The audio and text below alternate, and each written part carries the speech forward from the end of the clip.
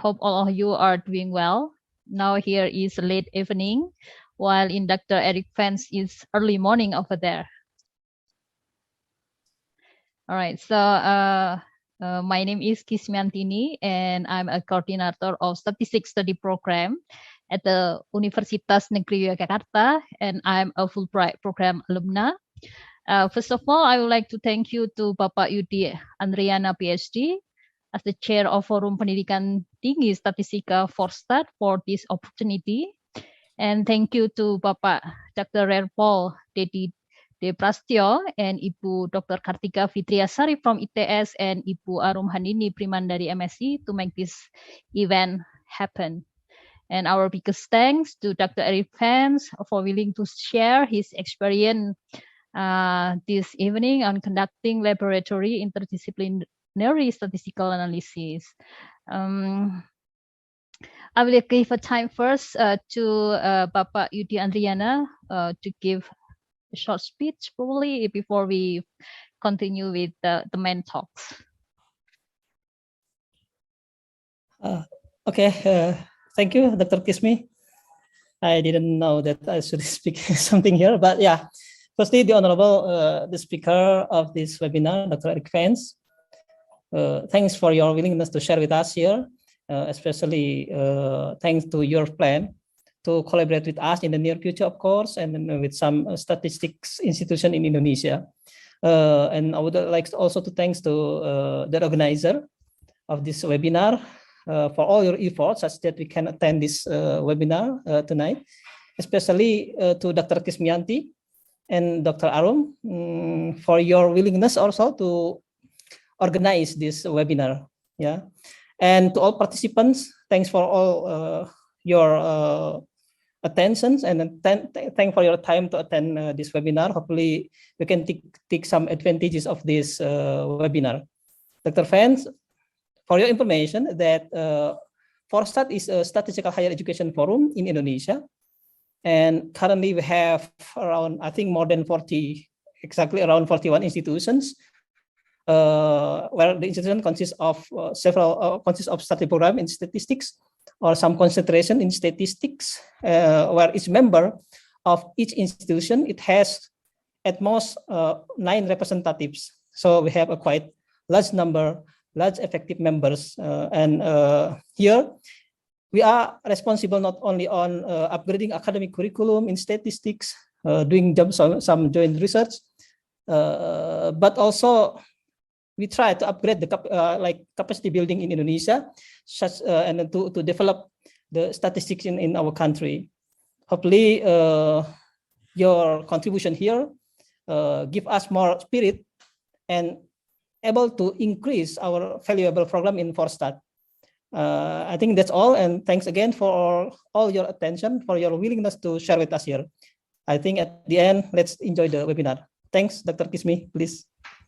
Thanks, Bapak Yudi Andriana, PhD. Dr. Vance, so in today's, the participants, most of them are the coordinator of statistics study program or the head of Department of Statistics from undergrad, magister or doctoral program in statistics. May I share the screen? I want to give a short biography of Dr. Vance. Dr. Eric Vance is an associate professor of applied mathematics, the director of the Laboratory for Interdisciplinary Statistical Analysis at the University of Colorado Boulder, USA, and the global director of the LISA 2020 network, which comprises 35 statistics and data science collaboration laboratories in 10 developing countries. He is an elected member of the International Statistical Institute and a fellow of the American Statistical Association.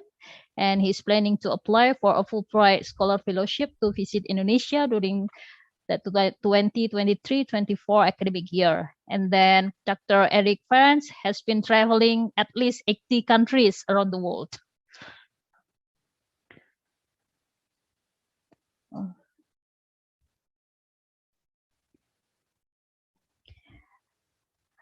Okay, and then we will listen Dr. Eric Vance talks in about 55 to up to 60 minutes, and we follow up with the Q&A session in about 30 minutes.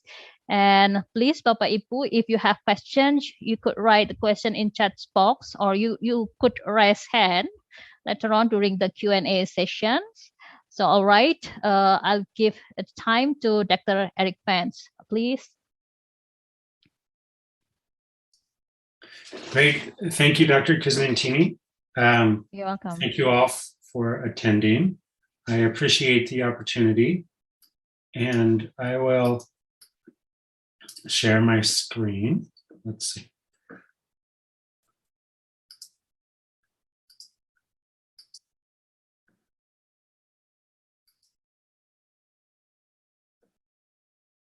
Do you see the title slide? Yes, we could see. Okay. So this is a talk about the extraordinary impact of collaboration in statistics and data science. And so I am going to talk about just what an individual statistician can do to become more collaborative and have more impact. And then the idea of creating a stat lab, a statistics and data science collaboration laboratory, and how that can lead a department or a university on a positive cycle of development, and how these stat labs can become engines for development. So a little more of my background: that I got my PhD in statistical science from Duke University, and I was the first director of LISA at Virginia Tech in 2008. And I moved my lab to the University of Colorado Boulder 8 years later, 2016. I created the LISA 2020 network of stat labs in developing countries. So we have 35 labs in the network. And I have personally worked on more than 500 projects with different domain experts, in many different fields.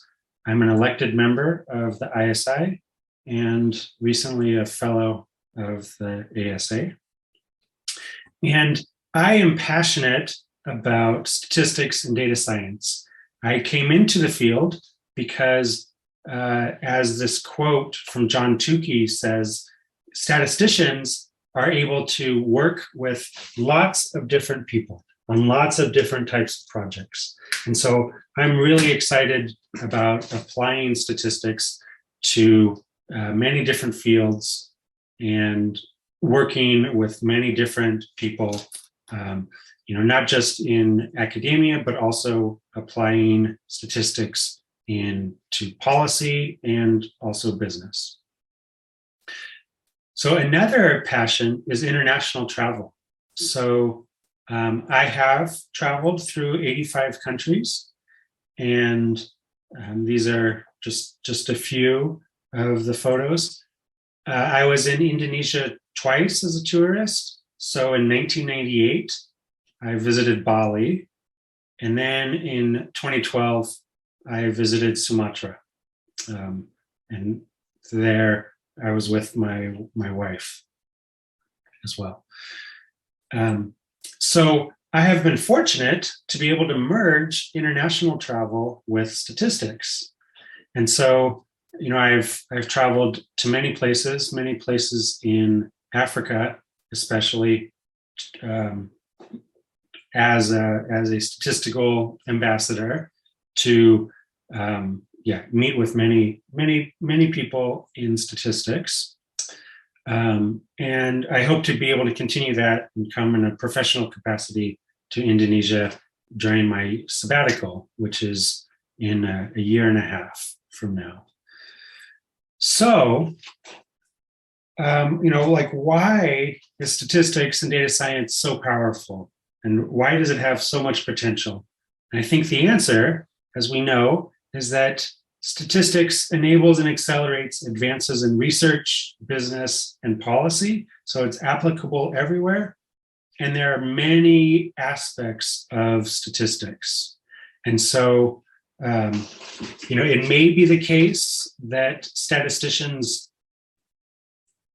become involved in a collaborative project, in another field only after data are collected, and then we help visualize the data and analyze it with models and algorithms, and that results in some knowledge, which we help to interpret, which leads our domain experts to understanding. And sometimes that understanding means that we need to collect new data, either collecting existing data or designing an experiment or a study to collect more data. And this, the cycle can continue through collecting data and analyzing that data.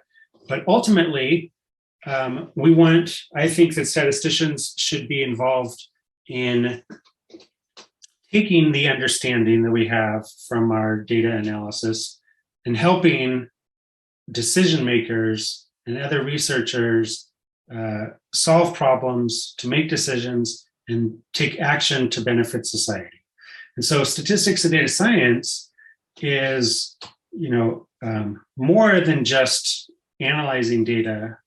It's designing the data production and collection, ensuring that there's high quality, unbiased data, and then modeling that data with our quantitative tools, and then interpreting those results.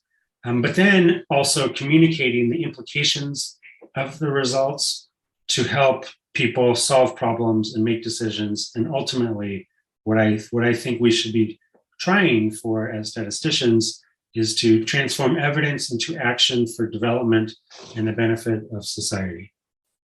So a statistician or data scientist really can take a wider view. Sometimes we specialize in one of these areas, but as a collaborative statistician and who wants to use statistics to take action to benefit society, we need to have some knowledge and some intention in all of this cycle. So, let's see. Right. So a collaborative statistician or data scientist can accelerate many research and business and policy projects. So I think that with a proper education, training, mentoring, and support, statisticians can move beyond the classroom or the realm of mathematics where we're just proving theorems, but collaborating then with clients and domain experts and policymakers, outside non-statisticians, to enable and accelerate research, maybe within the university, or with governments to help make better decisions, make better policy decisions, and to support NGOs, business, industry, etc. And how we do this has actually been a study of mine for many years. And I believe that, I and my colleagues have come up with some good answers for how do we train statisticians to become collaborative statisticians and become good and effective in interdisciplinary collaboration. And that is through what I call the ASKER framework. So the ASKER frame helps us produce effective collaborations by reminding us about what to focus on. And this ASKER frame helps us learn essential collaboration skills. And so I teach these 5 different components of collaboration. There's having a collaborative attitude of working with a domain expert to help them solve their problem, to help them achieve their goals, and to share in the rewards of a collaboration. And then there's the structure that we can learn of how to have effective and efficient meetings, how to open a meeting and discuss the agenda, and then summarize the key action items at the end of the meeting. We have a structure for how to organize meetings.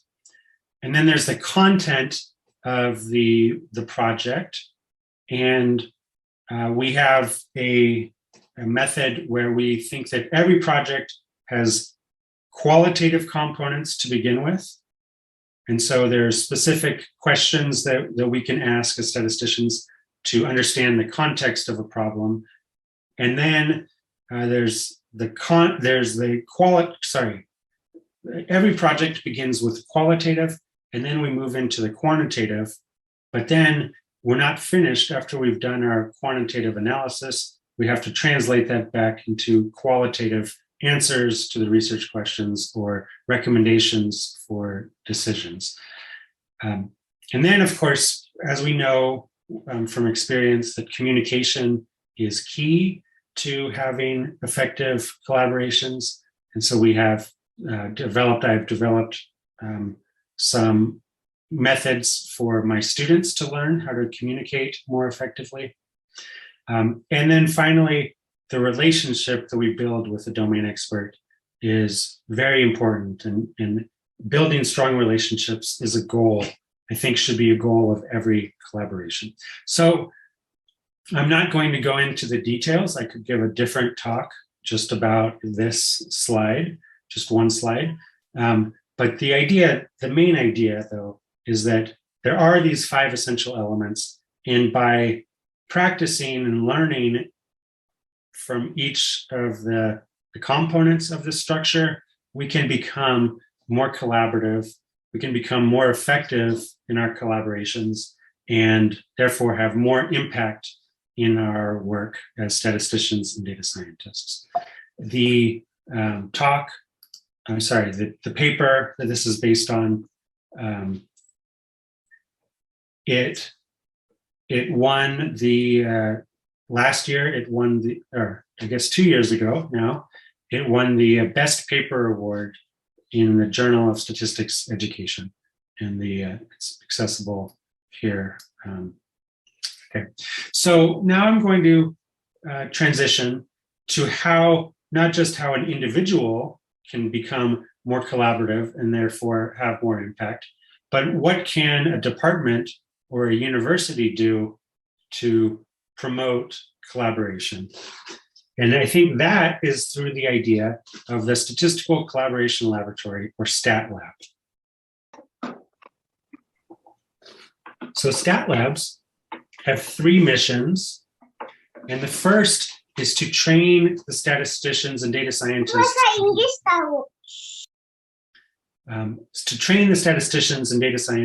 of their department to become effective interdisciplinary collaborators who move between theory and practice. So they are able to apply the theory and the methods that they learn in the classroom. They're able to apply them in practice with various domain experts. And so the primary mission of a stat lab is to train its department's students to become effective interdisciplinary collaborators. And stat labs do that by creating a space for collaboration. And so I think of stat labs as research infrastructure for the university that transforms academic evidence into action. So just like a library is essential for research at a university, so is a stat lab. Nowadays, people are, researchers do not rely on books or articles to advance their research. They also rely on data sets and being able to collect good data sets, but then to analyze the data. And so the stat labs function as that resource at a university for researchers to be able to get help to analyze their data or to collect it in the first place. And the third thing that stat labs do is they teach short courses and workshops to improve statistical and data science skills and literacy widely. And so this could be, for example, at LISA, the lab that I run at the University of Colorado Boulder, we teach 2-hour short courses on R. We have 8 of them in one semester. And these help the non-statisticians learn how to use R and apply it in their research. And so this is helping to improve statistics and data science skills throughout the university. So I think my big idea is that stat labs can become what I call engines for development. And by educating and training collaborative statisticians and serving as the infrastructure for collaboration, the place where people can come for statistics and data science expertise, and by helping our domain experts actually learn more statistics and become more data capable, then in that way, stat labs create new knowledge, right? So we help publish new papers, we help design studies and then analyze the results to create new knowledge.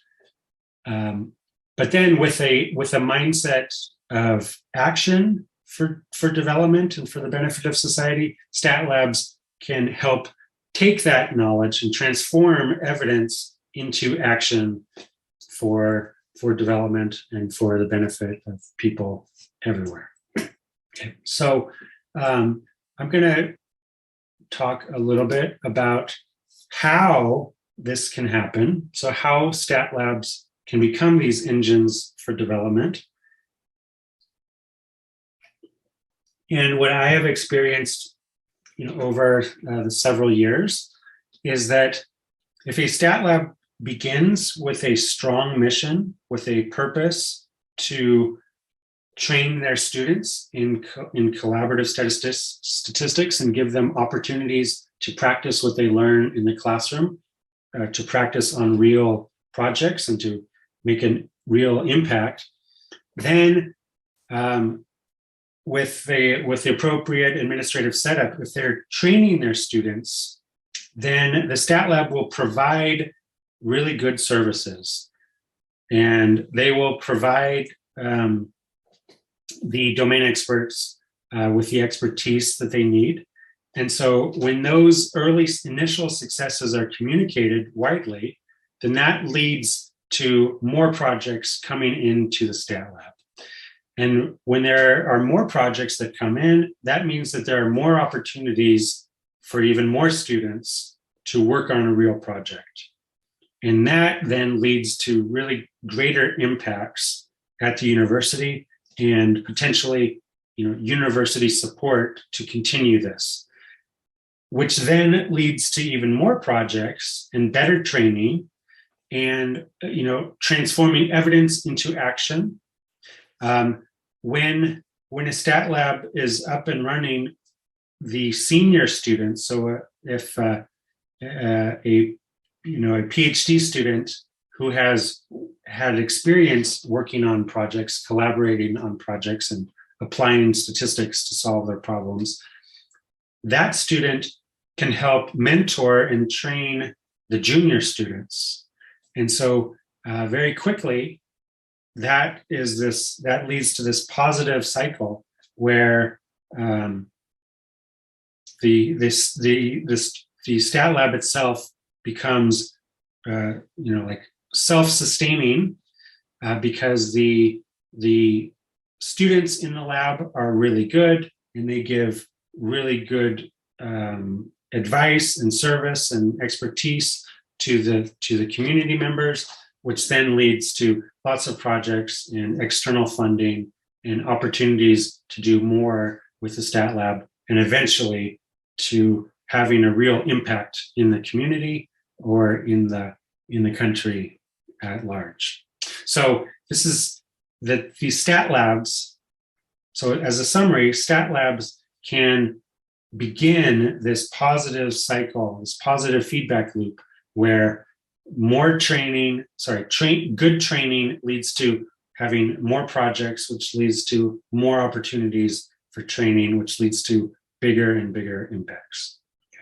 And so as an example of this lab, this is my lab, but this was, let's see, so this photo was taken in 2014, and so 7.5 years ago. I really like this photo because at the time in LISA, we had 6 people from Africa, 6 from North America, and 6 from Asia. And so that's a little bit in contrast to right now. These are the current members of LISA, and these are students and 1 postdoc from the University of Colorado Boulder. And so again, our primary mission at LISA is to train statisticians and data scientists to help researchers, businesses, and policymakers transform evidence into action. So again, when we focus on training our students and providing them the opportunities to work with domain experts and providing that central location where domain experts can come, then we are going to be creating new knowledge and transforming evidence into action. And that then turns these statistical collaboration laboratories into engines for development. And so the idea is that our stat labs are training students and data-capable development actors. And then these projects that we collaborate on have impacts on thousands or millions of people all around the world.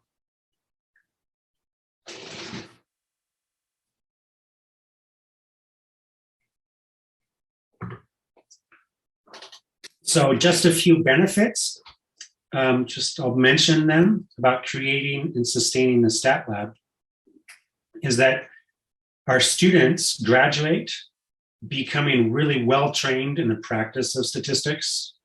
And so they're able to make a real impact out in the world after they, during their time as students, but then afterwards, and they get great jobs and have fulfilling careers because of their experience in the stat labs.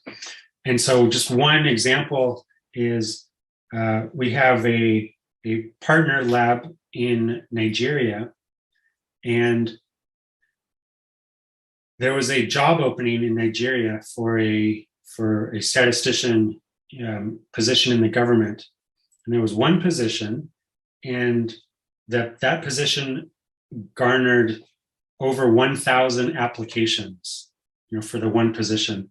And the person who got it was a graduate from one of our stat labs. And the reason that he got that job was because he had such good experience working with lots of different people to use statistics to help solve their problems. And so that experience in the stat lab really made the difference for that one student to get this really good job and have then a fulfilling career afterward. So, so kind of the idea is that with experience in a stat lab, our students are no longer, just knowledgeable in the theory and methods of statistics, but actually can do good things with data. And so they are highly sought after for those skills of being able to do good things with data. So a second benefit is that the domain experts or clients who come to the stat labs, they advance their research, and we help them make data-driven decisions. So they end up making high-impact publications, or better policy for development. Now, one just very quick story.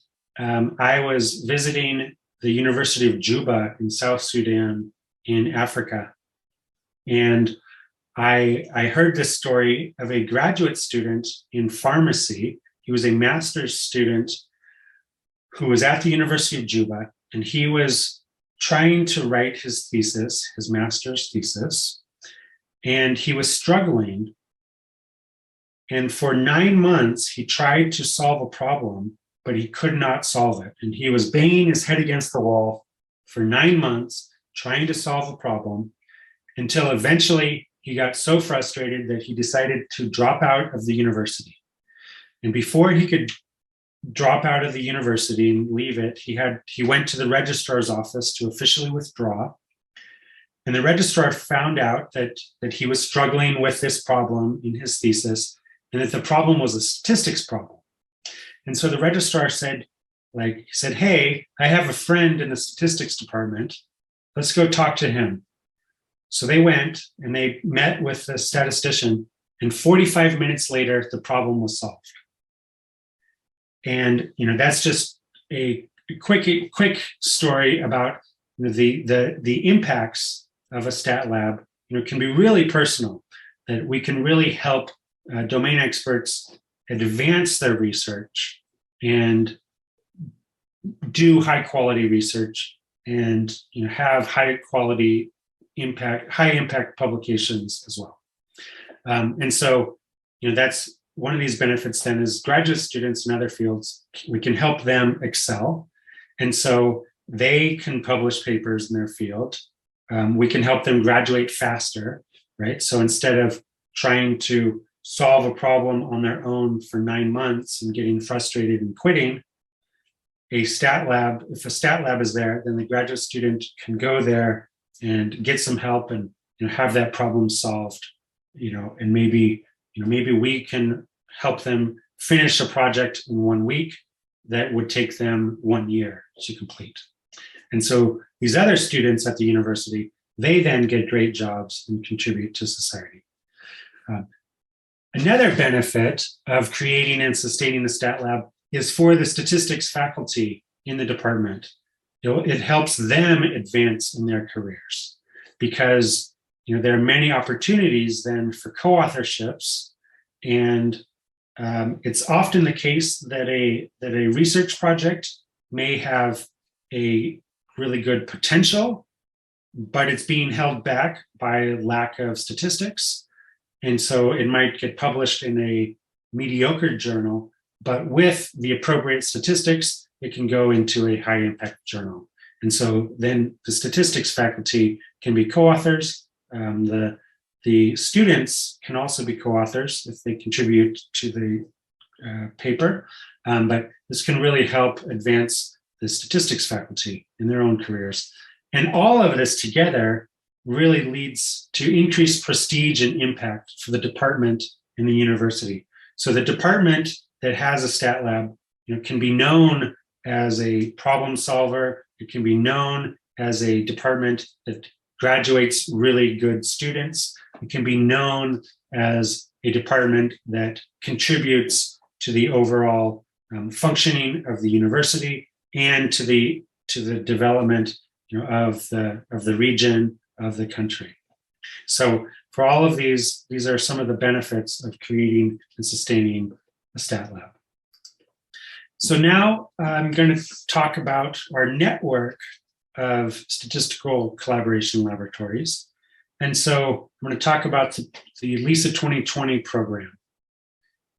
So I had a vision to build statistical analysis and data science capacity to transform evidence into action. And I realized that it was not just my own students who benefited from having real projects to work on. It was not just the researchers in the United States who needed statistical support. That was true everywhere. And so I came up with this idea of the LISA 2020 network. And the goal was to create a network of at least 20 stat labs in developing countries by the year 2020. And so this was basically 10 years ago. I started on this idea. And so by 2020, we actually had 28 stat labs in our network. And then 1 year later, on the 20th of October, we had 35 stat labs in the network. And that's currently the number that we have right now. And so we have most of the stat labs, so 27 of them are in Africa, 3 in Brazil, and then 2 in India and 2 in Pakistan. And so I think there's, of course, a tremendous opportunity for there to become stat labs in Asia, but more specifically in Indonesia. I'm now going to talk a little bit about the process for creating a new lab in the LISA 2020 network. And the first step really is to identify a champion who will become the coordinator or director of the new lab. And so this is a faculty member in the statistics department, or in the mathematics department. And this champion, really has to believe in the power of statistics and statistical collaboration, and really want to be able to see statistics moving outside of the classroom and into society. So statistics having impact in society.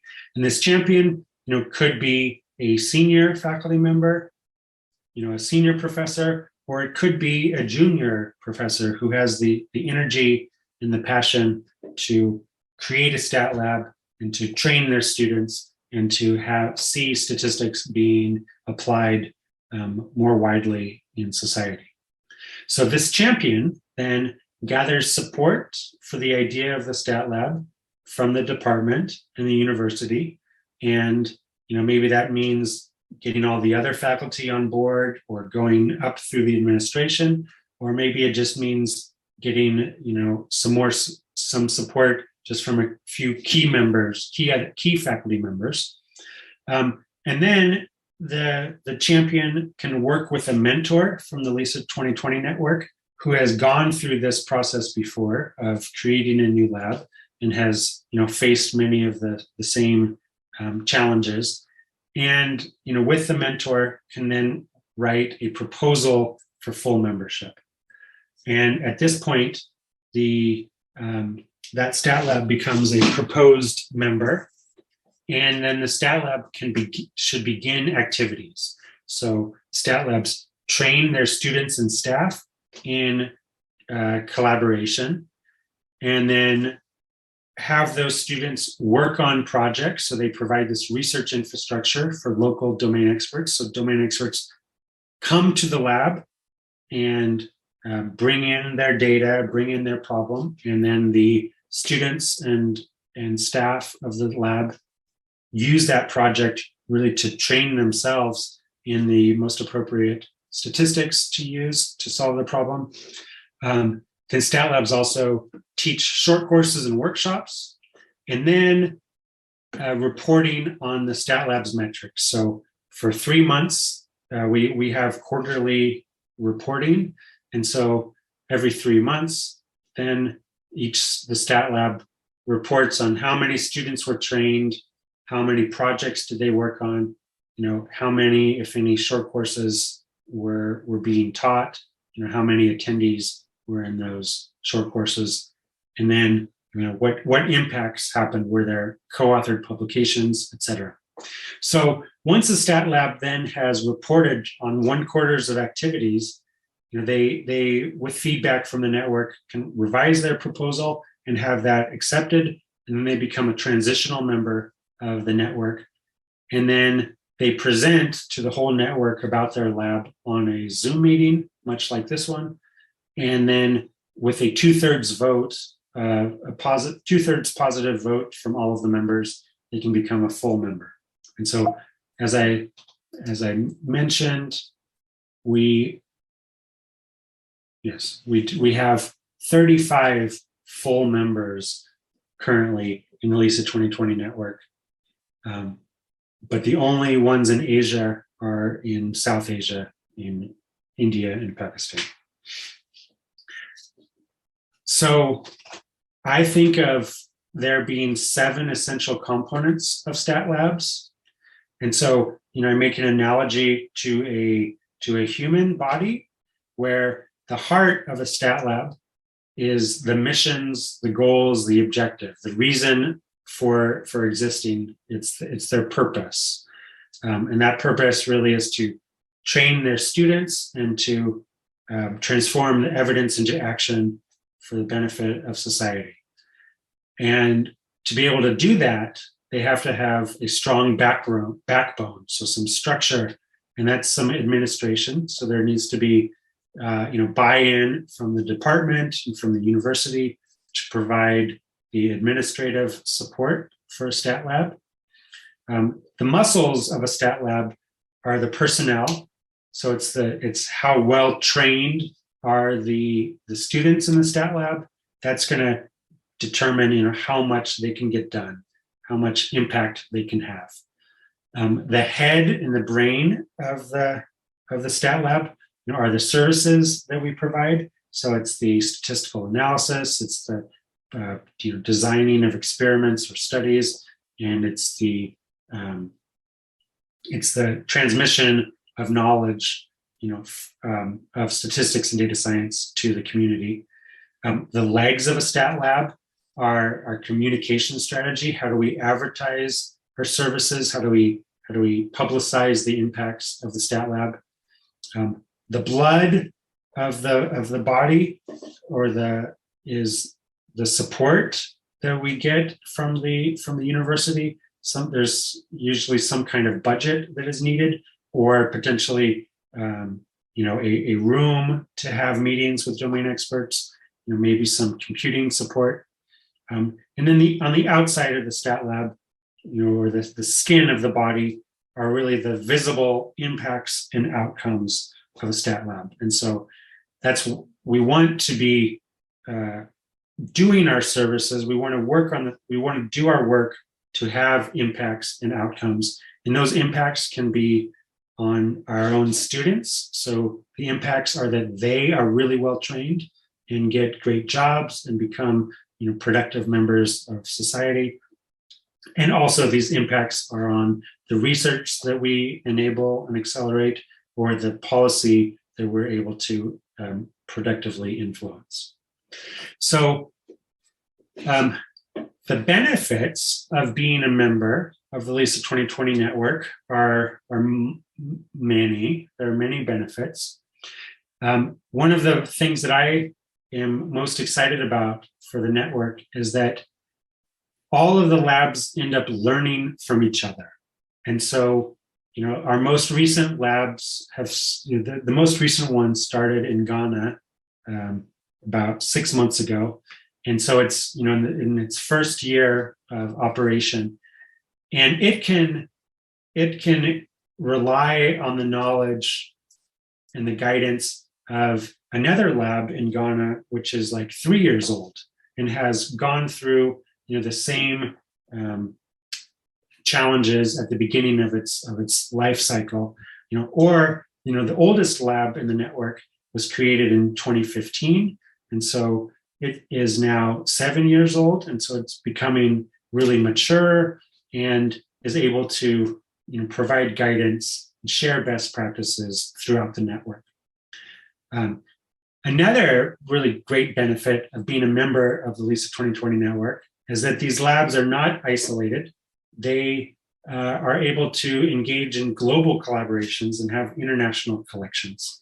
And so, we want to be able to come up with local solutions to global problems, but then as a network, we want to be able to create global solutions for global problems and engage in international high impact publications through our collaborations. And so these are beginning where some methods that were developed in India on tracking the proliferation of green energy technology in India is now being used in Nigeria to then track green energy in Nigeria. And so that's also then they're working in Brazil to do the same thing. And so it's a great way, it's a great thing to be connected to this global network to then have international high impact publications. So another benefit is keeping up to date on global advances. we shared resources through the network. And so a workshop or short course that was developed in South Africa is being used in India and in Tanzania. And so, we're able to share resources throughout the network. And, if one lab becomes really good at a new technique, they can explain that technique and share the resources with all of the labs in the network. And one way we do that is with exchanges of personnel between labs. And so it's really fantastic to gain experience working in a different lab. You understand how they run, what things they do well, what things that they maybe don't do well. And then you can bring that experience back to your own lab. But then also you can bring your own lab experience to that new lab and maybe help them maybe fix some of the problems that they're experiencing. And being part of this global network can lead to increased prestige and impact for the department and for the university. So I'm just about to conclude, in that, I am applying for a Fulbright Scholar Fellowship. That's the fellowship application has just opened. And so I will be on sabbatical in 2023, starting in the 2023 academic year. So maybe July, August, September of 2023. And for the full year, for the full academic year until about May of 2024. I'm planning really to find a host institution in Indonesia and bring my family there. And so my wife, she is also a researcher. She's a professor of environmental engineering and works on air quality. And this picture right in the middle was taken yesterday. So I have a 2-year-old son, Max. He's right there in the middle. And then my wife is 15 weeks pregnant. And so in 2023, we will have a 1-year-old, as well as Max will be 3.5 years old at that time. And so my final slide is that I think that everything that I have said is, can be applied and should be applied within Indonesia. And so there are, the opportunities for stat labs within Indonesia are really tremendous, that there's a need everywhere for statisticians and data scientists to be able to apply their statistics to help benefit society in the local communities, in the regional communities, in the national and international communities. And so, you have done really great work in creating the forum for statistics programs, FORSTAT. And, I see that in the future, there can become a network of stat labs, even within Indonesia, that is then also connected to the global network of stat labs. So I thank you very much for your attention. This is my last slide. I am very happy to answer questions, to clarify anything you have, or just to further our communication today. But also you can go to the LISA 2020 website at www.lisa2020.org and email lisa2020@colorado.edu. That's our email address. Or my own email address is eric.vance@colorado.edu. So thank you very much for your attention. And I think that we can have questions, and I look forward to communicating more with you. Thank you. Thank you, Dr. Eric Vance. Okay. Professor Khairil, time is yours. Prof. Khairil. Yes, thank you very much. Thank you for a very nice talk that you have given to us, Dr. Eric Vance. or maybe I just call you Eric to make it simpler. Is it okay? Sure. That's great. Okay. Yes. I have two questions regarding to your talk. The first question is, you mentioned that the STAT lab is very powerful to train students to solve real problems and also to transfer statistics from classes to society. That's what I heard from your explanation.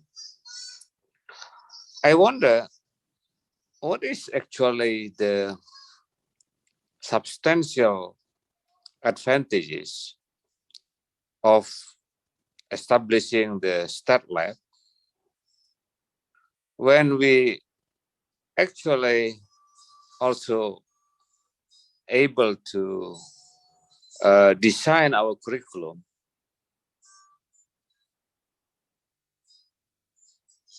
with different types of learning methods. We can use, for example, problem-based learning method and let our student engage with real problems during the class, and also let our student to solve the problem using their own method. What do you think? Do you think it's really a good way or substantial advantages rather than designing our curriculum to equip our student with capability of solving real problem? That's the first question. My second question,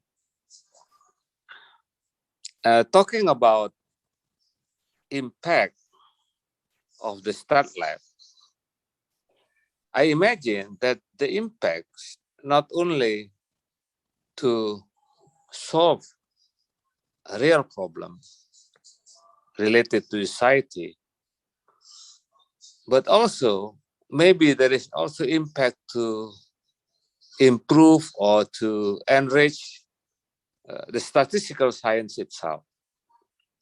Do you think that STAT lab also has potential to contribute substantially to the to the advancement of statistical science? Thank you very much. Great, thank you for your questions. And so, so I will answer both of them.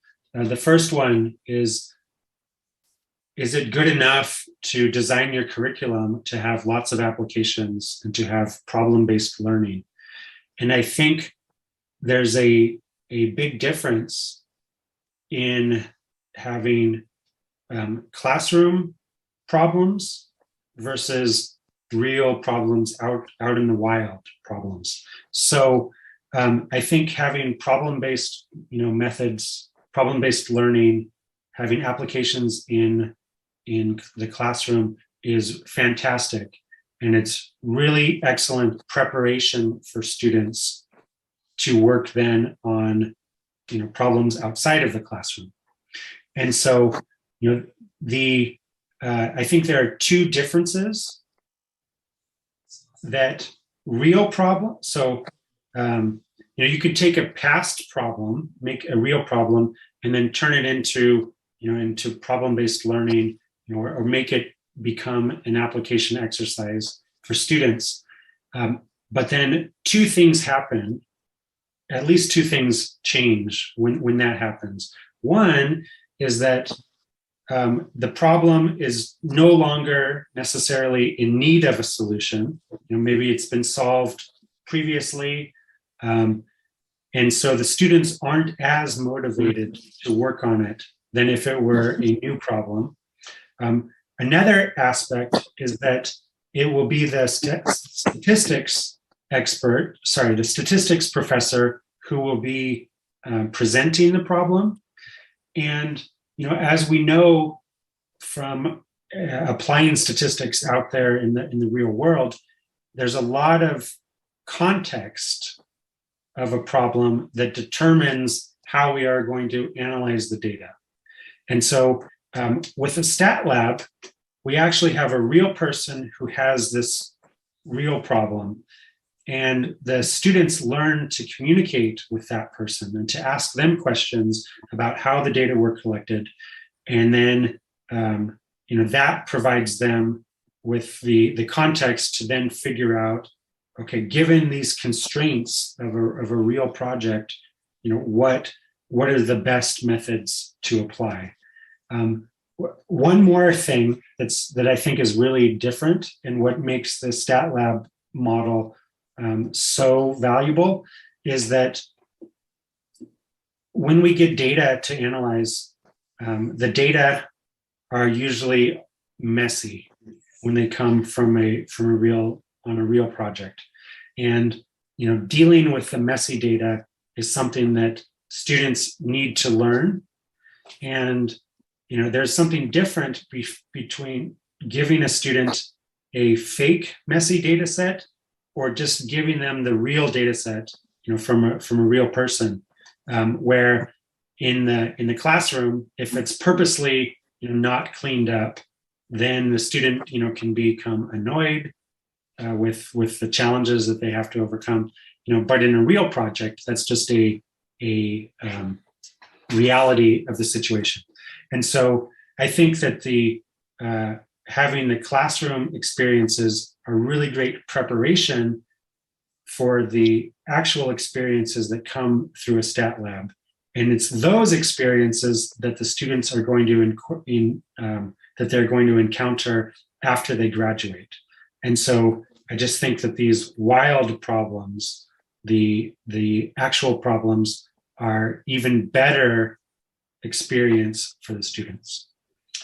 So yeah, just to summarize, it's really great to have problem-based learning or in applications in the curriculum, but that there's still that difference in the actual real problem from the wild, and that's that can't be easily curated. That just happens. It just happens naturally when on these real projects from a stat lab. Then the answer to the second question about the impact. Yes, you're absolutely right about the impact on statistical science itself, right? So over 100 years ago, R.A. Fisher developed many statistical methods because he was working, in the Rothamsted Agricultural Experiment Station. And it was the real problems that came to him from the agricultural researchers that he then realized he needed to develop new methods, new statistical methods, new statistical theory to address that. And so that's how I believe the statistics moves forward as a science is through new applications. And having the stat lab becomes then an attractor for domain experts to come with all their different types of problems, their different types of data, and that then provides the statisticians the opportunity to develop new methods to contribute, to the advancement of statistical science. Did I answer both of your questions, Kyril? Oh, thank you very much, Eric. It's very clear. Thank you. Great. All right. So next, Pak Yudi. Okay, thank you, Dr. Kismi. So, Eric, this very nice presentation. Thank you very much. I have some very, very technical questions. Maybe the first one about the membership. So, is there any criteria or specific criteria to be a member of LISA? And is there any maximum number of member in Indonesia? So maybe you have, let's say you want to have only 5, only 6, or even only 1 institution in Indonesia. And then about lab, I guess it's not about physical lab, right? It is about like research group of statistics in Indonesia, Yes. right? It's Okay. it's not a room full of computers. Okay. Our stat lab is exactly as that research group of people, of collaborative statisticians and data scientists. Okay, here then member means institution, right? And then in this institution can be more than 1, more than 2, or something like that, right? Okay, and then my third question. So due to the COVID situation, so is it possible that this project, because you said that the project you plan to visit Indonesia around 23, right? And then we don't know the situation of COVID. Then I think it can be also impossible to visit Indonesia at the time because we had some experiences also with the collaboration. Then our collaborator cannot visit Indonesia because of the COVID situation. And then on the other hand, in this information technology improvement, that it is possible that we can collaborate without physically present in Indonesia, something like that.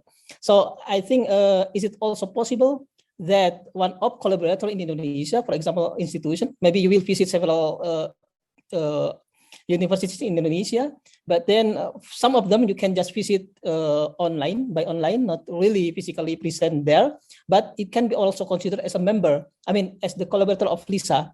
Yeah. So is it possible to have something like that also in here? I think it's related also to the first question about the maximum number of the collaborators in Indonesia can be involved in this project. Yeah, that's all I think. Hopefully you get my questions. Thank you. Yeah, great. So first, the criteria to become a member is that there is a stat lab that is training students and is working on projects that come from from domain experts outside of the department, and that they teach some short courses or workshops, and that could be maybe 1 per year. So the criteria is, there's not really a size criterion or what kind of university it can be. It could be from a college. So stat labs, we have stat labs where the students of the stat lab are undergraduates. We have other ones where they are PhD students. And so there's a mix of the stat labs, and so there's no specific criterion on the institution or the university or even the department. We have stat labs that are based in statistics departments, stat labs that are based in departments of mathematics and statistics, and stat labs that are based in mathematics departments. And then also we have one stat lab that's not even at a university. It's at its own research institution within Africa.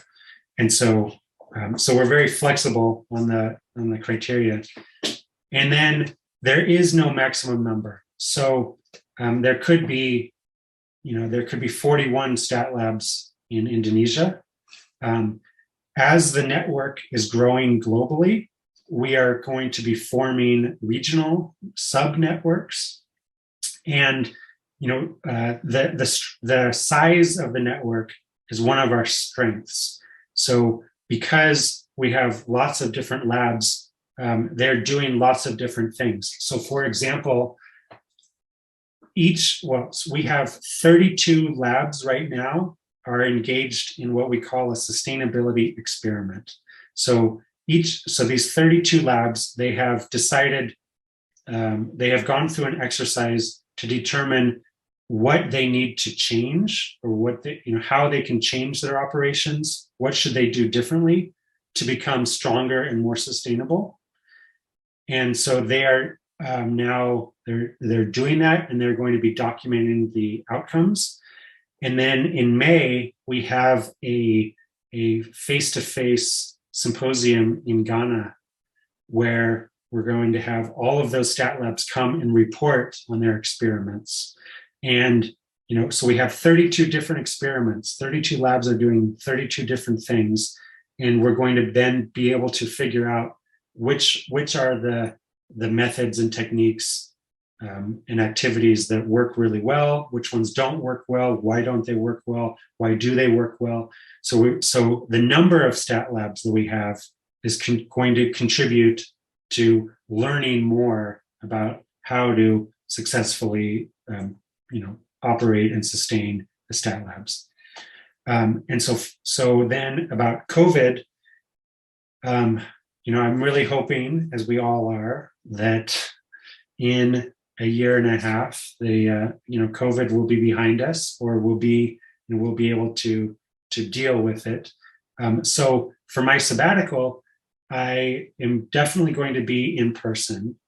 And so, I'll be working with one university a lot to help them create their stat lab, or maybe maybe it's already in the process of being created, so I can help strengthen the stat lab and help train the students, work with some researchers. When I work with the researchers on a collaboration, I can do it with other faculty members and with students from the department, and that helps to train those faculty and students in collaborative statistics. So that's what I'm hoping to do in person. I'm also, and I'm really glad you mentioned this because I forgot to say this in my talk, but I'm also hoping to do some in-person visits, to different universities within Indonesia to give a talk, to meet with faculty, to talk through this idea of creating the stat labs. And so, I would like to visit many different areas of Indonesia during my in-person stay. That also can be supplemented with the our Zoom virtual meetings, as we've now grown accustomed to the power of having Zoom meetings and being able to work with many labs from afar. I think a talk like this is really fantastic because we're able to, I'm able to express my ideas to many different people, but then I think we all realize now that just having Zoom is not a substitute for the face-to-face, the in-person interaction. And so, I think the Zoom can be a very good complement to face-to-face in-person interactions. Did I answer your questions? Yeah. But sorry, Kisma, I have a further question related to what I asked before. So then it means that you will stay in one institution, as a host institution. But then, for example, for a year there, and then during you're visiting there, you're staying there, you will able also to visit several places, several universities in Indonesia. But then you have one host institution right here. Right. Okay. So I would be expecting to have one host institution. Yeah. And just for example, maybe that is at IPB. Mm-hmm. And then I really am looking forward to the opportunity to then traveling to Surabaya to give a talk, traveling to Banda Aceh, traveling to Sulawesi, to going to different places and seeing the country. So that's then merging this twin passions of statistics and international travel. Okay, that's very nice. Thank you. I think it's enough for me. Thank you. Yeah, thank you, Pak Yudi. I think I can give info. Right now, in my university, at the Universitas Negeri Yogyakarta, we have a Fulbright scholar. It just came from US. So I think it's possible, Pak Yudi. Yeah. Oh, great. Yeah. I would like to be in contact with that scholar. That would be really cool to learn from their experience. All right. So I will be in touch with him, and then I will let you know. Thank you. Okay. Bapak Ibu, any other questions?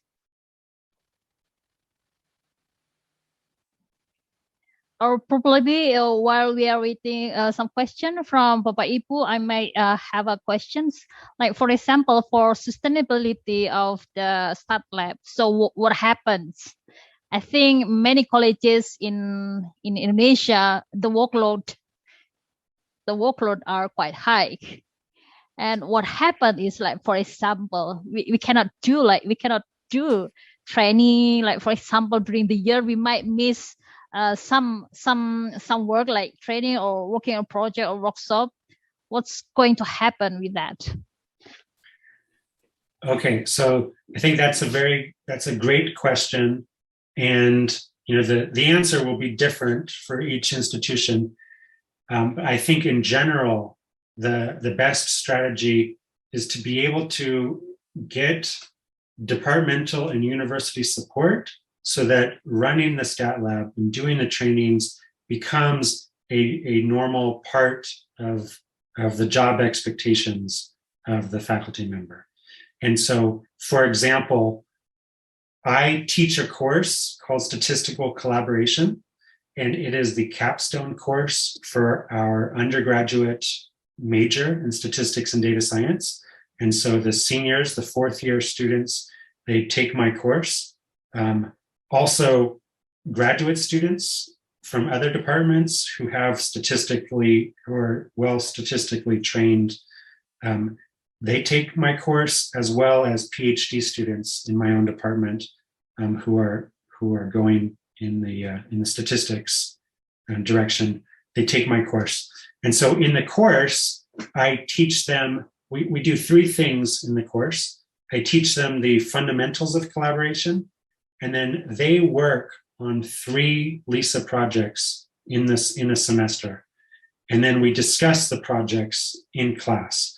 And so the students don't need to know, the statistical answer for how to help the domain expert, analyze the data or design a study or interpret the results. They can come back to the class and we can discuss it, and then we can give them, some guidance, and then they look into it more, and then they come up with the statistical solution. And so that is the way that I am actually running LISA, that the students in the lab are the students in the class. And so I get credit for teaching the class at the same time as I'm running LISA. So it's part of my official duties. And so for me, it's not an extra thing. And I know that, in many of our labs, it is an extra duty. And so one of the key aspects of sustainability of the lab is to make it more part of their regular duties. And so, that can happen with a change in curriculum. That can happen with a, potentially like a teaching leave, or that can happen with making maybe a seminar course where working on the projects and mentoring students who are working on projects counts as like a special topics course as one of your course load for teaching.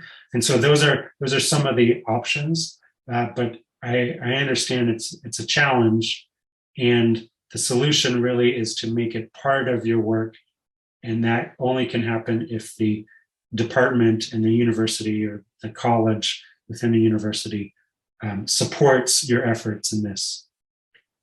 Did that answer your question? Yes. So how about, I'm sorry, Bapak Ibu, any other questions? All right. So let's say I have a question. Let's say not many study program or department have a master or doctoral programs. So what about if the university just have the bachelor degree, but then they have like a master or PhD in other fields? Is it possible to run a STAT lab? or any specific requirement that should we have in order to maintain like the one is sustainability? Right. So if there are PhD students in statistics, then, for example, let's say a first-year PhD student gets involved in the lab, works on 1 or 2 projects in the year, and then the next year, maybe they work on 2 or 3 projects, and it's often the case that one of those projects will lead to a PhD dissertation topic. And so then the student, can work on these projects, and that's also part of their dissertation. And then, then in their 3rd year, 4th year, they work on more projects. But when they're working on those projects, they're using those projects to train the first year PhD students. And so then the training can happen it's not just by the faculty, but it's also by the students. Okay, so that is one way where the stat lab can really succeed. Now, we have stat labs where it's only undergraduates. And so in that case, it's not, the undergraduates are not training the younger students, because it takes a couple years for the students to get enough statistics to be useful or helpful to domain experts. And then when they do, then they work on some projects, and then they graduate and they get a great job, and that's good. But the faculty member who is running the lab must continually retrain the students. And that can work if that retraining is part of their teaching load, or teaching responsibilities. And so what can happen is that if it's only an undergraduate institution, then maybe it's each student is working on 1 or 2 projects per year. And so let's just say that maybe the stat lab is doing, let's just say 10 projects in 1 year. And that maybe can be sustained year after year. Whereas the department with the PhD program, maybe they start with 10 projects in 1 year, and the second year is 20 projects. And then by, in 5 years, they're doing 50 or 100 projects every year. At LISA, right now, we work on about 100 projects per year. When I was at my previous institution, I had many more students, and it was a statistics PhD program. Now it's a applied math PhD program. But back at my other institution, we worked on about 400 projects per year. So it was much bigger. And so anyway, the lab can have really high impact, even if it's only 10 projects per year compared to 400 projects per year. And so I think just different scales can make different locations sustainable. So, maybe just 5 projects per year to start it up is how you start. Now, one other thing is that I know this from history. LISA, my laboratory for interdisciplinary statistical analysis, it was created from the Statistical Consulting Center. And before that, it was called the Statistical Laboratory. And so the Statistical Laboratory was created in 1948 to help agricultural researchers design experiments and analyze the data at the Virginia Agricultural and Mechanical University. So then so that was successful. So the very next year, they created a department, and then they created a master's program, then they created a PhD program. And so the stat lab predated all of that. It predated their statistics program. It was their initial statistics program. And so this has happened in other universities in the LISA 2020 network, where the stat lab starts and then it grows, and with it then grow the numbers of students, the numbers of faculty, and then the statistics programs for the undergraduate, bachelor's, to the master's, to the PhD. And so the stat labs, that's again another one of the benefits that I did not mention, is that they can be the impetus for growing statistics at the university. All right, thank you. Bapak Ibu, any questions? We still have some minutes. Pak Bagus?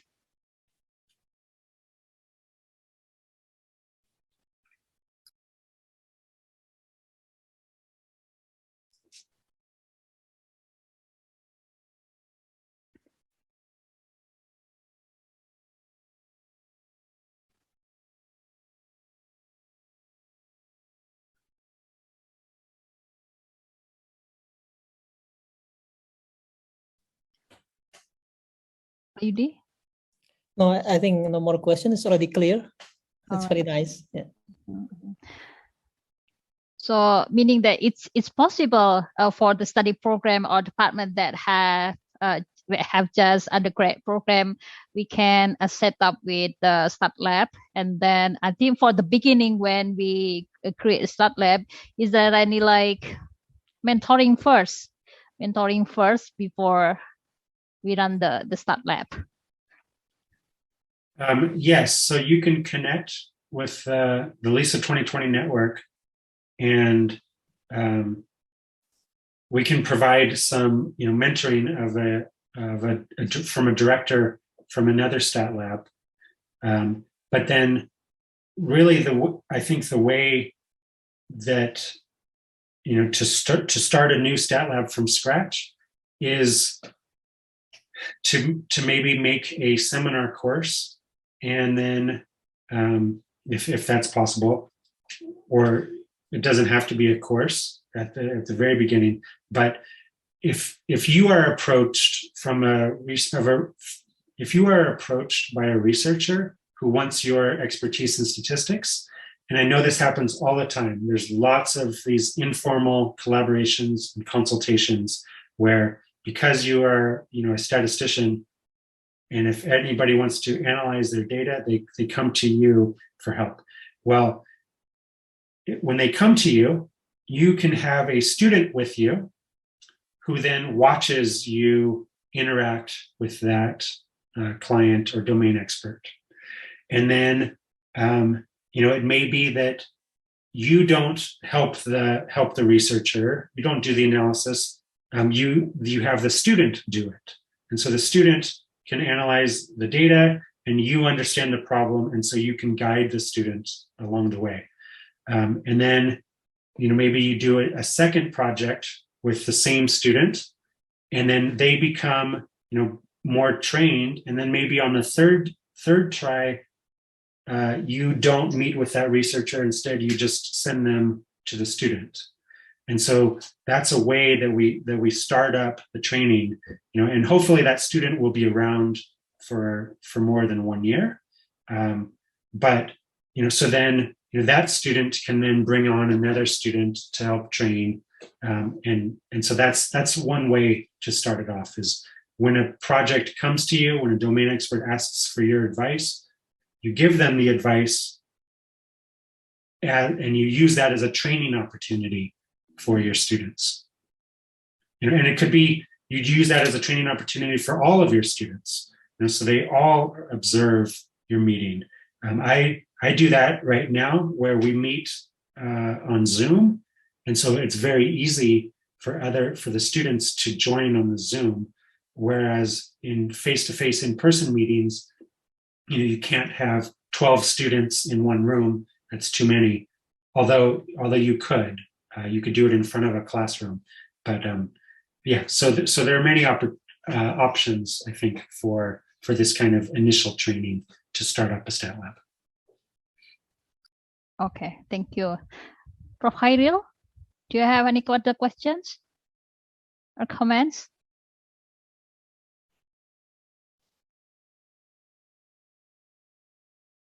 Oh, I believe you're muted.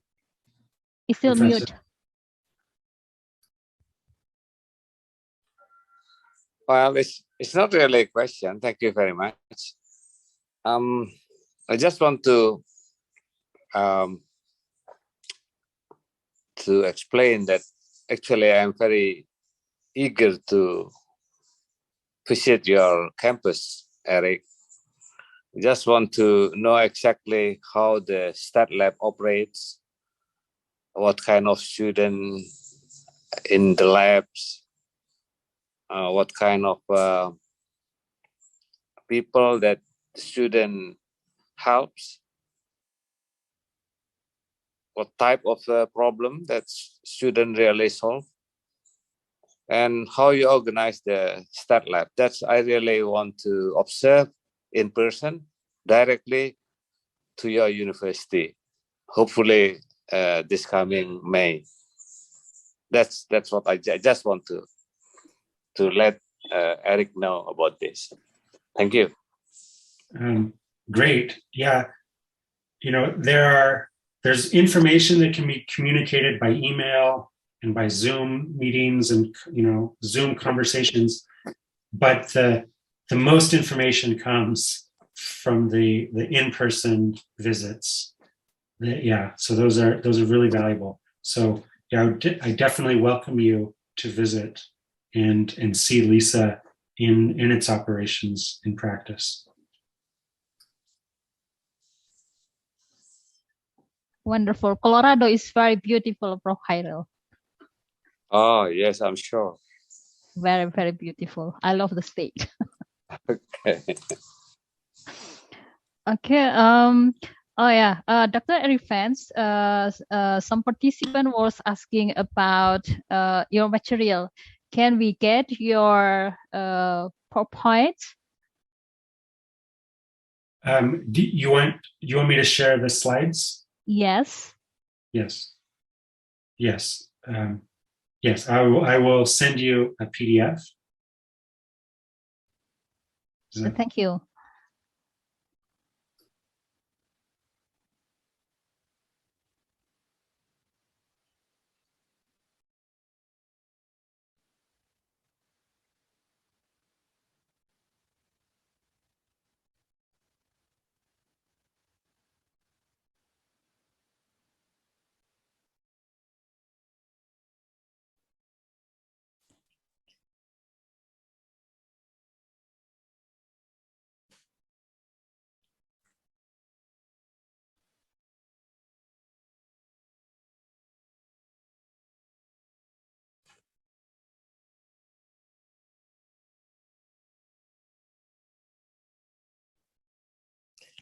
Dr. Kismet, sorry, just a very, very simple one.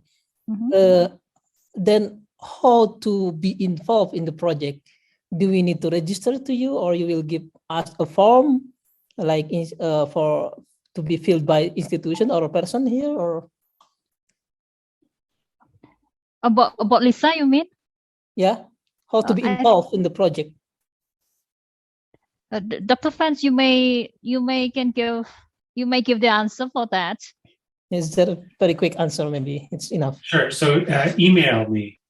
So I'll put my email address in the chat, and that's the best way to express your interest in learning more and continuing on the process. Okay, thanks. You're welcome.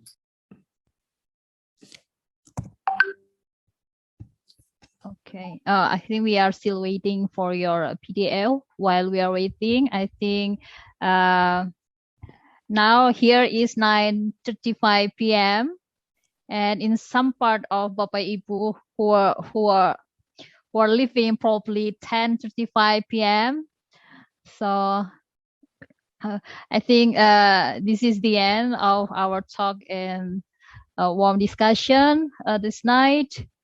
And we have a certificate for you, Dr. Eric Vance, and probably Pak Yudi and Rihanna, PhD, you would like to deliver to him. Wait. Okay, can you see my screen?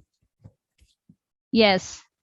Okay, we would like to thanks to Dr. Eric Vance for your very nice presentation, and moreover about your very nice plan your will to collaborate with us to upgrade our. I think it's about capacity building in strategic in Indonesia. So again, thank you very much. Let's give a warm applause to the speaker. Maybe by Zoom we have that kind of thing. Thank you very much, Dr. Eric Vance, again. And also, we would like also to thanks to our very nice moderator, Dr. Kismiantini. Thank you very much for your not only I think moderate this event, but also you try to organize since the beginning of. I mean, we plan to manage this webinar and then until we are here at this moment. Thanks to Dr. Kismiantini. Thank you very much. I think that's all. Yeah. Thank you, Pak Yudi. Great, thank you. I really appreciated it. And I have put a link to my slides in the chat. Okay. Thank you, Dr. Eric Vance. I think that's all, Bapak Ibu, and we give applause to Dr. Eric Vance. Thank you very much. And I would say in bahasa Indonesia, selamat beristirahat, Bapak Ibu. It's been late night here, and then you, Dr. Eric Vance, have a nice day over there. We'll see you in another occasion. Thank you. Good night. Thank you for Good staying. night. Stay healthy, Bye. Dr. Vance. See you soon in Indonesia. Yes. Bye. Bye-bye. Bye-bye. Bye.